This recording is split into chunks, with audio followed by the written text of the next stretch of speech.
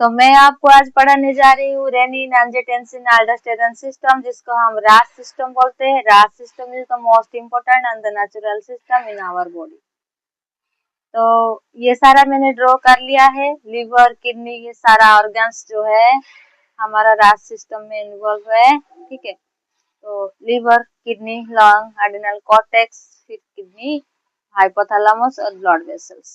ठीक है, और मैंने इस स्टेप में स्टेप वाइज लिख भी लिया है, जैसे कि आपको समझने के लिए और याद रखने के लिए इजी होगा। ठीक है, तो पहले हम जानते हैं कि रास सिस्टम होता क्या है। ठीक है, जब भी हमारे बॉडी में बीपी फॉल हो जाती है तो ये सिस्टम, जो रास सिस्टम हमारा होता है, पहले एक्टिवेट हो जाता है और नेचुरली हमारे बॉडी में बीपी को बढ़ाती है। ठीक है,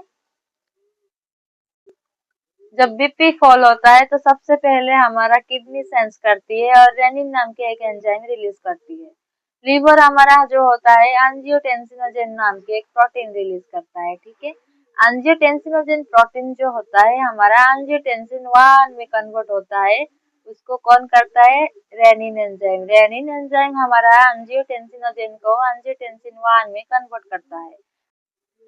एंजियोटेंसिन 1 जो होता है वो एक पेप्टाइड हार्मोन होता है। एंजियोटेंसिन 1 एंजियोटेंसिन 2 में कन्वर्ट होता है। उसको कन्वर्ट कौन करता है? एसीई, एंजियोटेंसिन कन्वर्टिंग एंजाइम, जो लंग से प्रोड्यूस होता है। ठीक है, एंजियोटेंसिन 2 जो होता है वो बाद में 3 स्टेप में वर्क करता है, फिर बीपी को बढ़ाता है। ठीक है, नंबर 1 है, नंबर 2 है और नंबर 3 है। ठीक है,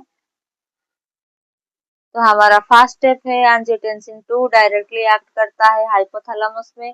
हाइपोथैलेमस हमारा हंगर और थर्स्ट इंक्रीज कर देता है। जैसे कि हम कुछ खाते हैं या पीते हैं वैसे ही बीपी हमारा बढ़ जाता है। ठीक है, सेकेंड स्टेप में एंजियोटेंसिन 2 डायरेक्टली एड्रिनल कॉर्टेक्स में एक्ट करता है। एड्रिनल कॉर्टेक्स जो हमारा है एल्डोस्टेरोन नाम की एक हार्मोन रिलीज करती है। जो एल्डोस्टेरोन होता है वो सोडियम एंड वाटर का रीअब्जॉर्प्शन करता है। ठीक है, जैसे ही सोडियम और वाटर रीअब्जॉर्प्शन होता है वैसे ही हमारा वासोकंस्ट्रिक्शन हो जाता है, फिर बीपी बढ़ जाता है। ठीक है, then will see third step.